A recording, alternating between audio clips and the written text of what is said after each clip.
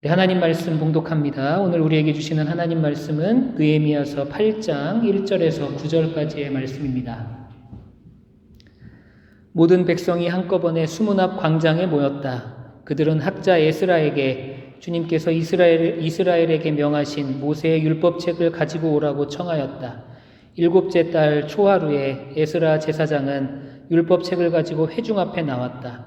거기에는 남자든 여자든 알아들을 만한 사람은 모두 나와 있었다. 그는 수문 앞 광장에서 남자든 여자든 알아들을 만한 모든 사람에게 새벽부터 정오까지 큰 소리로 율법책을 읽어주었다. 백성은 모두 율법책 읽는 소리에 귀를 기울였다. 학자 에스라는 임시로 만든 높은 나무단 위에 섰다. 그 오른쪽으로는 마띠랴와 스마와 아나냐와 우리야와 힐기야와 마아세야가 서고 왼쪽으로는 부다야와 미사엘과 말기야와 하숨과 하스바다나와 스가랴와 무술람이 섰다. 학자 에스라는 높은 단 위에 서 있었으므로 백성들은 모두 그가 책 펴는 것을 볼 수 있었다. 에스라가 책을 펴면 백성들은 모두 일어섰다. 에스라가 위대하신 주 하나님을 찬양하면 백성들은 모두 손을 들고 아멘 아멘 하고 응답하고 엎드려 얼굴을 땅에 대고 주님께 경배하였다. 레위 사람인 예수아와 바니와 세레비아와 야민과 악굽과 사부대와 호디야와 마아세야와 그리다와 아사랴와 요사밧과 하난과 블라야는 백성들이 제자리에 서 있는 동안에 그들에게 율법을 설명하여 주었다. 하나님의 율법책이 낭독될 때에 그들이 통역을 하고 뜻을 밝혀 설명하여 주었으므로 백성은 내용을 잘 알아들을 수 있었다. 백성은 율법의 말씀을 들으면서 모두 울었다. 그래서 총독 느헤미야와 학자 에스라 제사장과 백성을 가르치는 레위 사람들이 이날은 주 하나님의 거룩한 날이니 슬퍼하지도 말고 울지도 말라고 모든 백성을 타일렀다. 아멘. 하나님의 말씀입니다. 네, 자리에 앉으시겠습니다. 오늘 느헤미야서 9번째 나누는 날입니다. 오늘은 부흥은 말씀으로부터 온다라는 제목으로 함께 말씀을 나누겠습니다. 오늘 설교를 시작하면서 제 개인적인 간증을 한 가지 드릴까 합니다. 저는 살면서 특별한 경험이나 혹은 기적과 같이 신비한 그런 체험을 그렇게 많이 한 사람은 아닙니다. 그런데 지금까지 제 인생을 이렇게 되돌아보면 저의 믿음과 신앙은 어떤 한순간에 급격하게 만들어진 것이 아니라 천천히 그리고 서서히 만들어졌음을 그렇게 고백할 수가 있습니다. 제가 인생을 살면서 가장 큰 변화를 경험했던 시절이 있었는데 그때가 제가 생각할 때는 제가 고등학교 3학년 때였던 것 같아요. 여러분 여기 미국에서 공부하신 분들은 11학년, 12학년 때 대부분 이제 대학을 가기 위해서 열심히 더 공부하고 준비도 많이 하는데 한국에서는 고3들이 정말 전국에 있는 모든 고3들이 열심히 공부합니다. 저 또한 그랬어요. 고등학교 3학년 때 열심히 공부했고 그리고 또 열심히 기도하면서 그렇게 학교 생활도 열심히 했습니다. 근데 제가 고등학교 3학년 때 뭘 시작했냐면 말씀 묵상을 시작했어요. 고등학교 3학년 때. 그때 저희 고등부를 담당하셨던 전도사님이 계셨는데 그분이 고등학생들을 주일날 아침 6시 30분에 이렇게 모아서 묵상 모임을 했습니다. 일주일 동안 말씀을 묵상한 내용을 가지고 주일날 아침에 와서 함께 나누는 그런 모임을 시작하셨어요. 근데 제가 고등 3부 회장이었기 때문에 의무적으로 참석을 했죠. 그래서 참석해서 이야기를 해야 되니까 주중에 말씀을 묵상할 수밖에 없는 거예요. 그래서 의무적으로 그렇게 말씀 묵상을 시작했는데 그렇게 몇 주가 흐르면서 자연스럽게 하나님 말씀을 묵상하는 것이 제 삶에 자리 잡게 되었습니다. 그래서 묵상하는 것이 제 삶에서 가장 중요한 일이 된 거예요. 그래서 저는 요즘에도 한국에서는 고등학생들이 자율학습이라는 걸 하나요? 야간 자율학습이라는 걸. 어떤가요? 우리 최근에 고등학교 다니신 분들은 어떠신가요? 잘 모르겠는데 그때는 학교에서 자율학습이라는 이름 하에 타율학습을 했어요. 다 학교에 남아서 공부를 하는 거예요. 그래서 10시까지 혹은 뭐 이렇게 11시까지 학교에 남아서 공부를 했는데 자율학습이 시작되면 저는 성경을 딱 처음 펴고 처음 1시간은 말씀을 읽고 말씀을 묵상했습니다.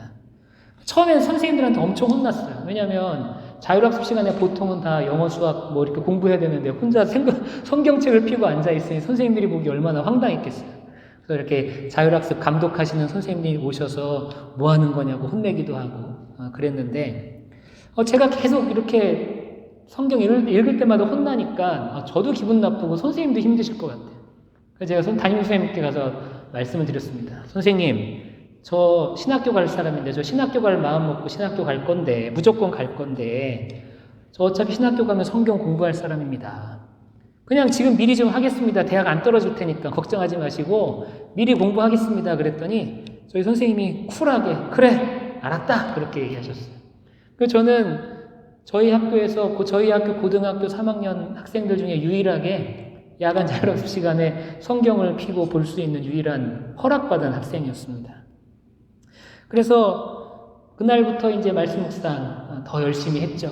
그리고 말씀 묵상하면서 제가 깨닫는 부분이 있으면 묵상 노트를 마련해서 거기다가 적어놓기 일기 형식으로 적기 시작했고 그러면서 남들은 고3 생활이 참 힘들다고 그렇게 많이 얘기하는데 저는 굉장히 고3 생활을 은혜롭게 또 영적으로 윤택하게 그렇게 보냈습니다.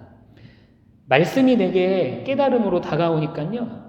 그 성경 구절, 한 구절의 말씀이 이게 하나님께서 내게 하시는 말씀이구나라고 그렇게 깨달아지는 말씀이 생겨나기 시작하는 거예요. 이것은 나에게 주신 하나님의 말씀이구나. 그래서 그때부터 지금까지 제가 제 인생의 모토로 그리고 제 목회의 모토로 삼고 있는 말씀을 제가 고등학교 3학년 때 하나님께서 저에게 허락해 주셨습니다. 그 말씀이 뭐냐면 요한복음 3장 30절의 말씀이에요. 그는 흥하여야 하겠고 나는 쇠하여야 하리라. 아마도 제가 예수사랑교회에서 담임 목사로 있는 동안에 아마 이 말씀 그는 흥하여야 하겠고 나는 쇠하여야 하리라 이 말씀은 여러분들이 아마 자주 듣게 될 겁니다. 제가 이 말씀을 통해서 참 많은 것을 깨달았어요. 어차피 내 인생의 주인이 예수님이시다라는 걸 깨닫게 됐고 그리고 나를 통해 주님께서 높임을 받으시고 영광을 받으셔야 되는 사실을 깨닫게 되었고 그리고 그것이 내 인생이어야 함을 깨닫게 되었습니다. 그러기 위해서는 하나님이 높아지고 예수님이 높아지고 예수님께서 영광 받으시기 위해서는 내가 죽어야 되고 내가 쇠하여야 한다는 그 사실을 정말 절절하게 깨달았어요. 그래서 이 한 구절의 짧은 말씀 그는 흥하여야 하겠고 나는 쇠하여야 하리라 이 한 구절의 짧은 말씀이 어떻게 보면 제 인생을 변화시키는 것 같습니다. 그래서 저는 지금도 목회하다 보면 제 자아가 꿈틀꿈틀거릴 때가 있거든요. 내 자아를 죽이지 못할 때가 있어요.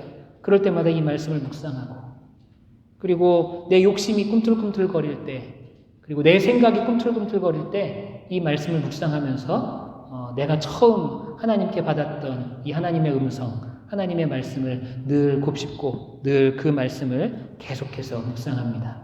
그러면서 제가 하나님 앞에 올바로 서 있기 위해서 노력하고 있어요. 저는 말씀의 능력을 믿습니다. 제가 예수사랑교회 부임해 오면서도 인터뷰에서 그렇게 얘기를 했어요. 저는 하나님의 말씀만을 전하고 싶습니다.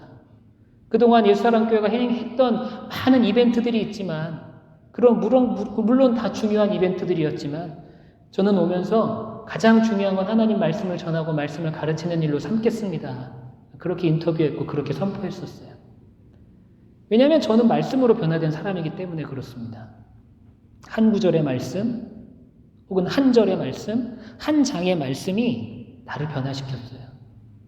그래서 저는 그 누구보다도 하나님의 말씀이 바로 모든 변화의 시작이라고 믿고 있습니다. 저는 그래서 교회의 부흥도 결국에는 교회의 부흥의 시작도 결국에는 하나님의 말씀에서부터 시작된다라고 그렇게 믿고 있는 사람입니다.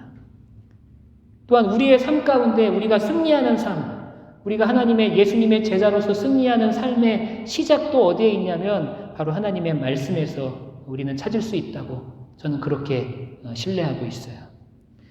우리 사랑하는 예수사랑교회 모든 교우님들이 하나님의 말씀을 읽으면서 또 말씀을 묵상하면서 변화되기를 소망합니다. 어쩌면 이 과정이요, 더디게 느껴질 수도 있어요. 어떤 사람은 막 큰 은혜 받았다 그러고, 막 뭔가를 봤다 그러고, 나는 신앙생활하면서 뭐 이런 경험을 했다 그러고, 그런 사람들도 있죠. 그런 사람들에 비하면 내가 말씀을 읽고 묵상하는 게 어쩌면 더디게 느껴질 때도 있고, 때로는 제자리인 것처럼 느껴질 때도 있습니다. 그러나 하나님의 말씀이야말로 여러분들을 변화시키는 가장 강력한 힘이라는 것을 여러분들이 꼭 깨닫게 되시기를 바랍니다. 그 말씀을 의지하고 그 말씀을 가까이 할 수 있는 그런 삶을 저와 여러분들이 다 살게 되기를 간절히 축원합니다. 오늘 우리가 읽은 이 본문의 말씀에도요, 그 하나님의 말씀의 능력을 체험하는 사람들의 이야기가 기록되어 있어요. 우리가 지금까지 살펴본 것처럼 이 느헤미야를 통해서 예루살렘의 성벽이 재건이 되었습니다. 제 이야기 많이 드렸죠. 느헤미야가 3차 포로 기한을 이끌면서 예루살렘 성벽을 이렇게 재건했죠. 그리고 그 후에 예루살렘 성벽이 재건되고 난 이후에 하나님께서는 에스라라는 사람을 통해서, 학자 에스라라는 사람을 통해서 이스라엘 백성의 마음을 재건하기를 원하셨습니다. 그냥 성벽을 재건하는 것에서 그치신 것이 아니라 이스라엘 백성의 마음, 이스라엘 백성의 영혼을 다시 세우기를 원하셨다는 거죠. 이 성벽의 재건은 평안한 삶을 위해서 꼭 필요한 것이었어요. 성벽이 있어야 침략받지 않고 평안하게 살 수 있잖아요. 성벽의 재건은 평안한 삶을 위해서 꼭 필요한 것이었지만 이스라엘의 마음, 이스라엘 백성들의 마음이 재건되지 않으면, 마음이 다시 세워지지 않으면 새로운 역사를 기대할 수는 없었습니다. 그래서 하나님께서는 에스라를 통해서 이스라엘 백성의 마음을 하나님의 말씀으로 재건시키기를 원하셨던 거예요. 여러분, 말씀에 의해서 마음이 재건된다, 말씀에 의해서 마음이 변화된다, 말씀에 의해서 우리의 마음이 다시 세워진다. 여러분, 이걸 우리가 흔히 뭐라고 표현하냐면 부흥이라고 표현합니다. 여러분, 부흥이라고 이야기하는 것이 단순히 교회에 사람들이 많이 오고 교회에 예배드리는 숫자가 늘어나는 걸 부흥이라고 이야기하는 게 아니에요.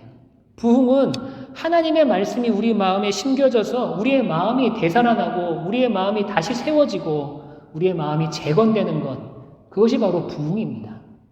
그래서 우리가 꿈꾸는 부흥은 뭐냐? 하나님의 말씀으로 인해서 우리가 새로운 인생을 살아가는 것, 그것이 바로 우리가 꿈꾸는 부흥이어야 합니다.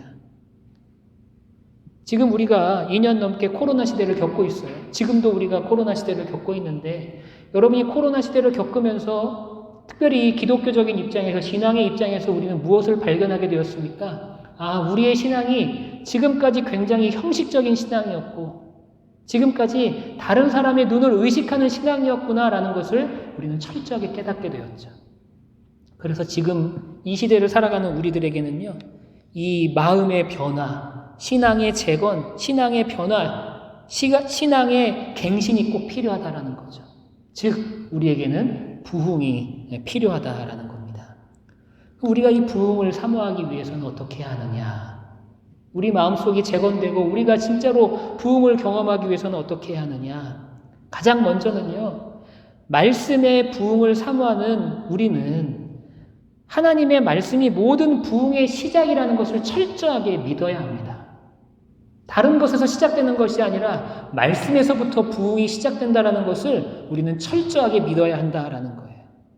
여러분, 성경은 총 66권으로 기록된 하나님의 말씀입니다.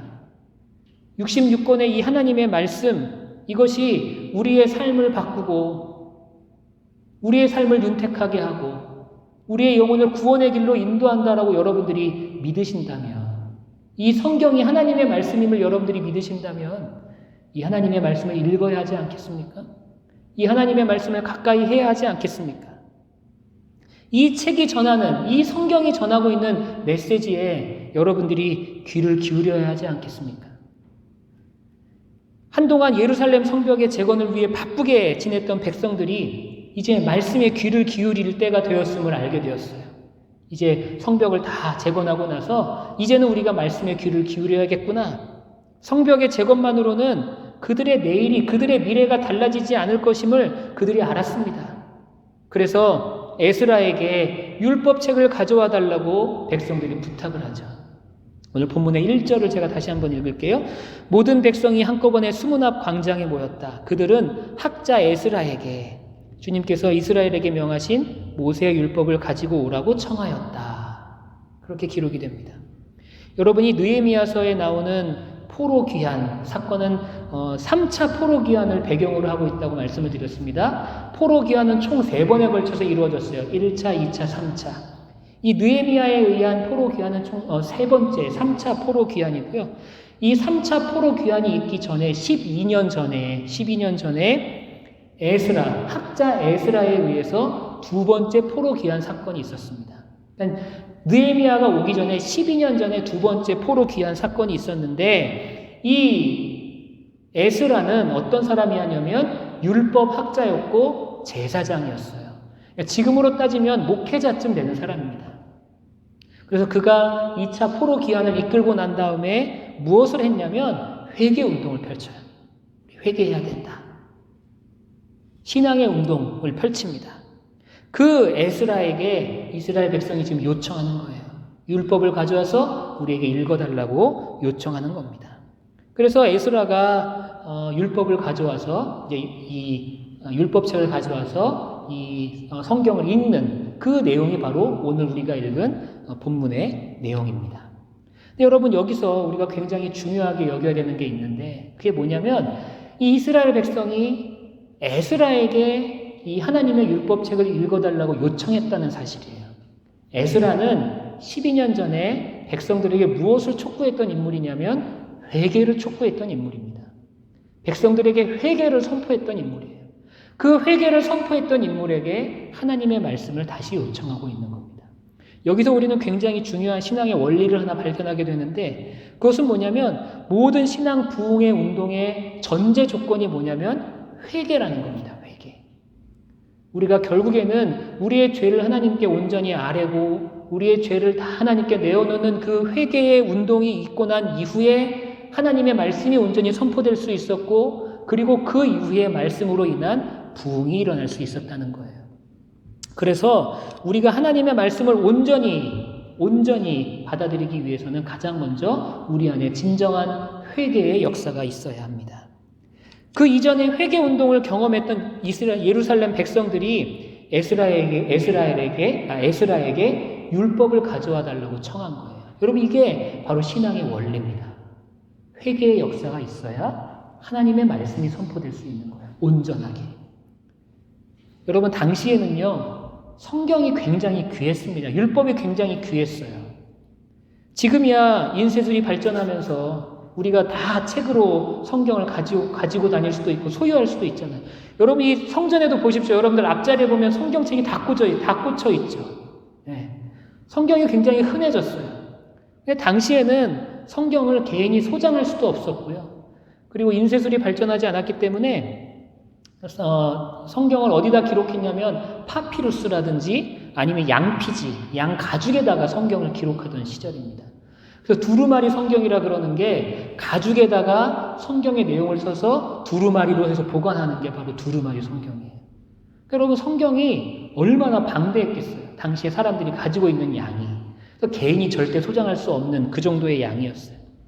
그래서 백성들의 요청을 듣고 이 에스라가 율법을 가져와서 율법 두루마리죠. 율법책을 가져와서 하나님의 말씀을 선포하기 시작합니다. 그 내용이 바로 3절에 나와요. 그는 수문 앞 광장에서 남자든 여자든 알아들을 만한 모든 사람에게 새벽부터 정오까지 큰 소리로 율법책을 읽어주었다. 백성은 모두 율법책 읽는 소리에 귀를 기울였다. 여러분 그렇게 율법을 읽기 시작합니다. 회개의 역사가 있고 말씀이 선포되기 시작하는 거예요. 백성들이 에스라에게 말씀을 읽어달라고 요청했을 때 에스라가 말씀을 읽었는데 그리고 나서 어떤 일이 일어났냐면 5절입니다. 학자 에스라는 높은 단위에 서 있었으므로 듣고 백성들은 모두 그가 책 펴는 것을 볼 수 있었다. 에스라가 책을 펴면 백성들은 모두 일어섰다. 여러분, 에스라가 이제 성경을, 하나님의 율법책을 읽으려고 단위에 서서 펼치면 사람들이 그 펼치는 것을 보고 다 자리에서 일어났다는 거예요. 이게 무엇을 의미합니까? 말씀에 대한 경외감을 가지고 있었다는 거죠. 여러분, 제가 우리가 하나님의 말씀을 봉독할 때 다 자리에서 일어나자고 이야기하잖아요. 그게 왜 그렇습니까?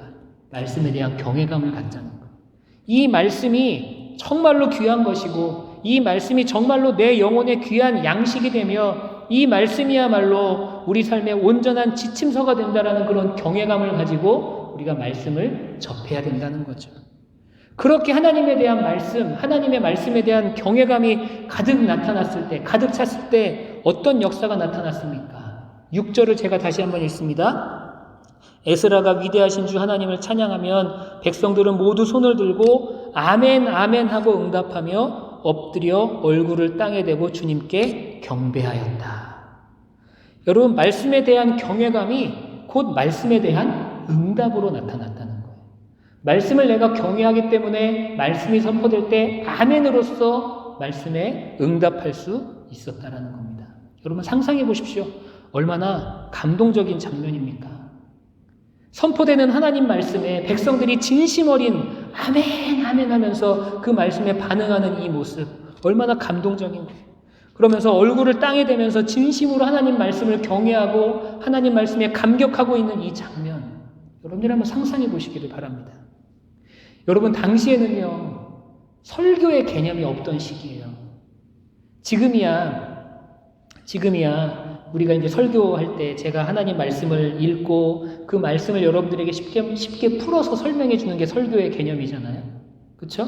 중간중간에 뭐 유머도 넣기도 하고, 제 유머는 재미가 없지만, 제가 늘 유머할 때마다 좀 욕을 얻어먹지만, 여러분들이 좀 졸릴 것 같으면 목사들이 유머도 하기도 하고, 아니면 오늘 제가 설교 서두에 말했던 것처럼 간증도 하기도 하고, 여러분들이 좀 더 알아듣기 쉽게 이렇게 설명하기도 하는데, 당시는 설교의 개념이 없고요, 낭독의 개념만 있던 시절이에요. 그래서 지금 에스라가 율법책을 낭독하고 있는 거예요. 근데 그 낭독하는 말씀을 백성들이 경청하고 있는 겁니다. 그런데 그 시간이, 낭독하는 시간이 성경에 보면 새벽부터 정오까지라고 기록이 되어 있어요. 여러분, 새벽을 몇 시 정도로 여러분들이 정의할 수 있습니까? 여러분들에게는 한 아침 9시도 새벽인가요, 혹시? 그런가요? 아침 11시도 새벽인가요? 늘 여러분들 잠이 부족하죠. 근데 보통 새벽이라고 하면 한 5, 6시쯤 되지 않나요? 보통 새벽이라고 하면, 그렇죠? 우리가 새벽 예배 한다 그랬을 때 한 5, 6시쯤 모이잖아요. 새벽 예배 한다 그랬을 때 10시에 모이진 않잖아요. 예. 보통 새벽이라고 하면 한 5, 6시쯤 된다고 보면, 여러분 5, 6시부터 정오까지예요.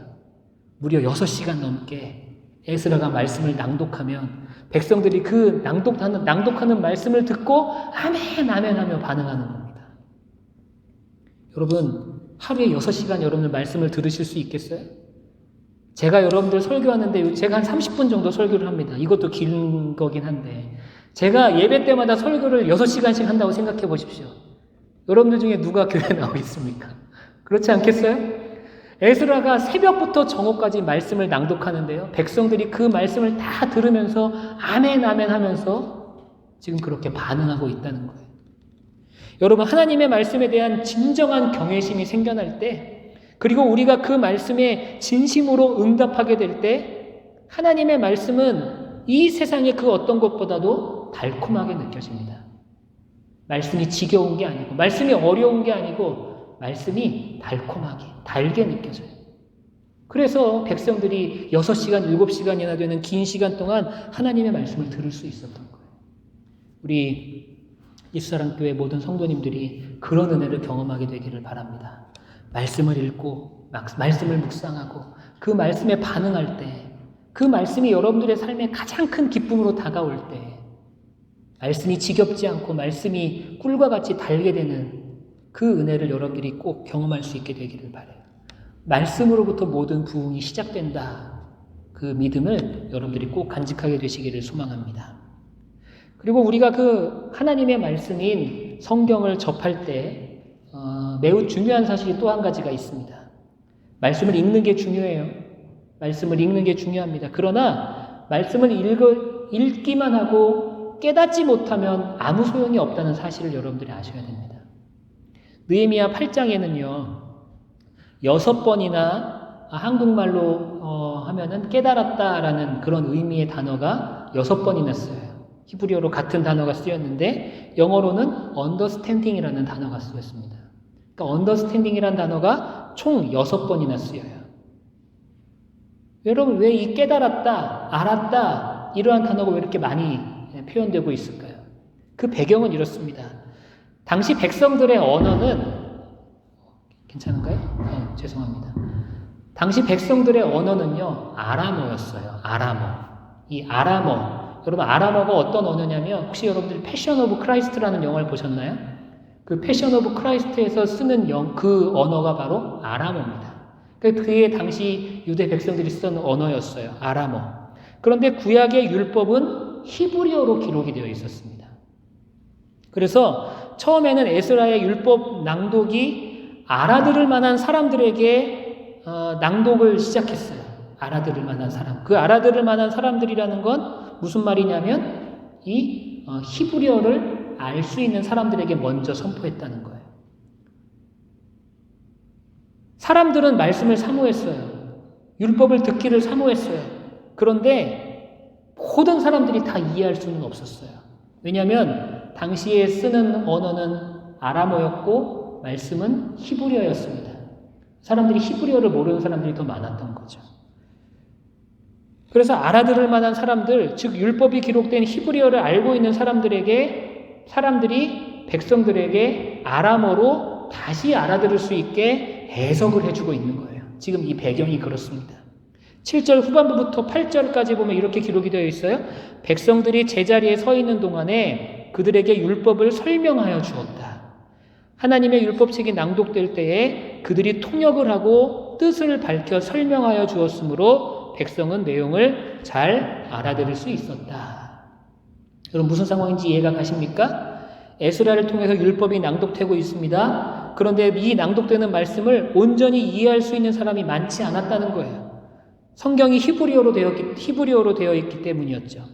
그래서 무리 중에 히브리어를 알고 있는 레위인들을 비롯한 많은 사람들이 백성들 중간중간에 서서 이 율법을 지금 해석해주고 있는 거예요. 번역해주고 있는 거예요.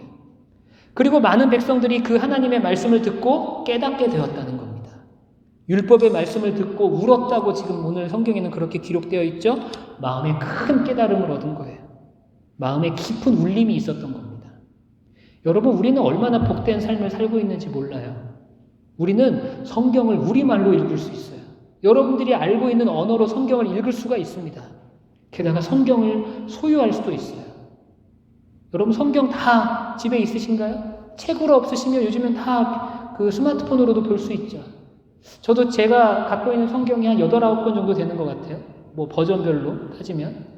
제가 생각해보면 내가 성경을 이렇게 많이 가질 수 있다는 건 정말 나에게 너무나 큰 복이구나. 여러분 성경을 우리가 가질 수 있다는 게 얼마나 큰 복입니까? 게다가 내가 쓰는 언어로 모든 성경을 이해할 수 있다는 게 얼마나 큰 복이에요. 여러분 우리는 그것 때문에 기뻐할 수 있어야 됩니다. 당시 이스라엘 백성들은 자신들의 언어로 자신들이 주로 사용하는 그 언어가 아닌 히브리어의 그 성경의 말씀을 들으면서 번역하는 사람들의 그런 말을 들으면서 말씀에 감동했고 말씀에 반응했다 하는 거죠. 성령님께서는요 우리에게 이렇게 깨닫게 하시는 은혜를 베풀어 주신다는 것. 말씀의 번역을 통해서도 통역을 통해서도 깨닫게 하시고 말씀을 낭독하는 그 말씀을 통해서도 깨닫게 하신다라는 겁니다. 이 깨달음이 말씀을 읽는 가운데 반드시 있어야 된다라는 겁니다. 성경을 읽으시되 여러분들이 읽는 것에만 의미를 두지 마셨으면 좋겠어요. 성경을 읽으실 때 읽는 것에만 의미를 두지 마십시오. 말씀을 읽고 깨닫는 것에 더 큰 의미를 두어야 합니다. 우리에게 말씀하시고 깨닫게 하시는 성령님을 의지하셔서 성령을 읽고 묵상하게 되시기를 간절히 소망합니다. 여러분 소위 말하는 성경을 읽어 제끼지 마세요. 그냥 무슨 주문 외우듯이 다다다닥 읽어 제끼지 마시고 한 글자 한 글자, 한 문장 한 문장 곱씹으면서 그렇게 말씀을 여러분들이 읽게 될 때, 그리고 조용하게 그렇게 말씀을 여러분들이 묵상하게 될 때 성령님께서는 반드시 여러분들에게 깨닫게 하시는 은혜를 베풀어 주실 것입니다. 그 깨닫는 말씀을 여러분들이 꼭 붙잡게 되기를 간절히 소망합니다. 마지막으로 우리가 그렇게 깨달은 말씀이 있다면 우리는 그 말씀을 반드시 실천해야 합니다. 좀 어려운 말로 이거를 육화된다라고 표현해요. 육화. 무슨 말이냐면 우리가 말씀을 영적인 반응으로 끝내면 안 된다는 거예요. 아, 좋구나. 이 말씀 그렇구나. 이 말씀이 이런 뜻이구나. 그렇게 깨달았다면 그 말씀이 반드시 내 삶을 통해서 실천되어야 한다라는 겁니다. 큰 깨달음이 있었어요. 이스라엘 백성들에게도요, 큰 깨달음이 있었습니다. 말씀을 통해, 율법을 통해 큰 깨달음이 있었어요. 하나님의 말씀에 감동되었어요. 그리고 눈물을 흘렸죠. 아마도 이 눈물은 회개의 눈물이었을 겁니다. 그러나 느헤미야는 더 이상 울지 말라고 이야기하죠.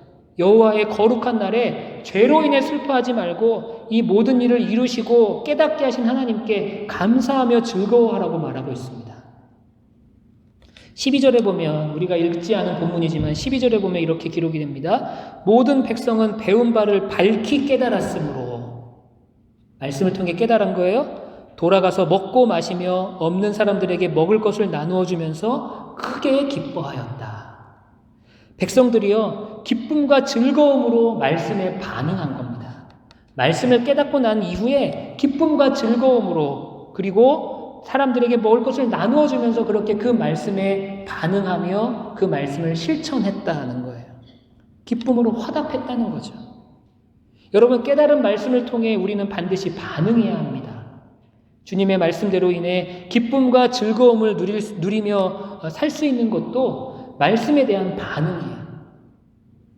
말씀이 여러분들의 기쁨이 되기를 소망합니다. 말씀이 여러분들의 참된 즐거움이 되기를 소망합니다. 그리고 이스라엘 백성들은요, 기쁨과 즐거움에서 끝나지 않았어요. 단순히 기뻐하고 즐거워하는 것에서 끝나지 않고요. 말씀을 보면, 성경을 보면 그들이 초막절을 지키기 시작했다라고 표현됩니다. 초막절. 하나님이 명령하신 절기를 지키기 시작했다는 거예요. 여러분, 이게 굉장히 이 말씀 처음에 회개했던 이들이 말씀을 듣고 그 말씀을 깨닫고 난 다음에 그들이 기쁨으로 반응했죠. 그리고 나서 하나님의 절기를 지키기 시작했다는 거예요. 여러분, 절기를 지켰다는 건 무엇을 의미합니까? 삶의 방향이 바뀌었다는 거예요. 삶의 모습이 바뀌었다는 걸 의미하죠.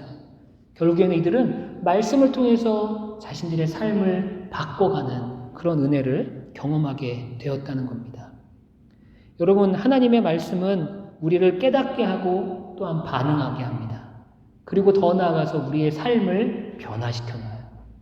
여러분, 이것이 바로 말씀이 우리에게 주는 놀라운 은혜입니다. 우리 사랑하는 예수사랑교회 모든 성도님들이 말씀으로 변화된 인생을 살기를 소망합니다. 말씀이 여러분들의 인생을 송두리째 바꿔놓기를 바랍니다. 여러분들도 그런 마음가짐으로 하나님의 말씀을 읽고 하나님의 말씀에 반응하셔야 합니다. 그리고 실천하려고 노력하셔야 돼요. 노력 없이는 아무것도 안 돼요. 말씀대로 살려고 여러분들 애쓰십시오. 애쓰고 노력하셔야 돼요. 그렇게 될 때 하나님께서는 말씀을 통해 변화된 인생을 우리가 살아갈 수 있도록, 그렇게 경험할 수 있도록 우리를 인도해 주실 줄 믿습니다. 말씀을 정리합니다. 우리 모두 부흥을 사모해야 됩니다. 그 부흥은 반드시 말씀을 통해 시작된다는 사실을 여러분들이 기억하시고요. 모든 부흥의 원동력이 바로 하나님의 말씀이라는 것, 여러분들이 꼭 기억하시기를 바랍니다. 그렇기 때문에 우리는 말씀을 가까이 해야 돼요. 읽고 묵상하고 말씀을 공부해야 합니다. 그럴 때 우리는 말씀을 아는 것을 넘어서 깨닫게 되는 거죠. 그렇게 그 깨달은 대로 우리는 살아갈 수가 있는 겁니다. 아는 대로 사는 것이 아니라 우리가 깨닫는 대로 살아가는 거예요. 때문에 우리는 깨달은 말씀에 반드시 반응해야 되죠. 그렇게 살려고 애쓰며 노력해야 된다라는 의미입니다. 그렇게 될 때 하나님께서는 우리를 말씀의 사람으로 변화시켜 주실 것입니다. 말씀으로 인한 변화를 경험하시는 모든 성도님들 되시기를 소원하고요. 그것이 바로 우리의 부흥이고 우리가 꿈꾸는, 우리가 소망하는 부흥의 모습이라는 것을 여러분들이 함께 공감하게 되시기를 간절히 축원합니다. 기도하시겠습니다. 사랑과 은혜가 많으신 주님, 우리 마음속에 우리의 영혼이 온전히 재건되고 또한 부흥되기를 원합니다. 하나님의 말씀으로 우리의 삶이 변화되게 하시고 하나님의 말씀을 아는 것을 넘어 깨달아 또한 그 말씀을 실천하며 살아가는 우리 모두가 될 수 있도록 인도하여 주옵소서. 감사하며 예수님의 이름으로 기도드립니다. 아멘.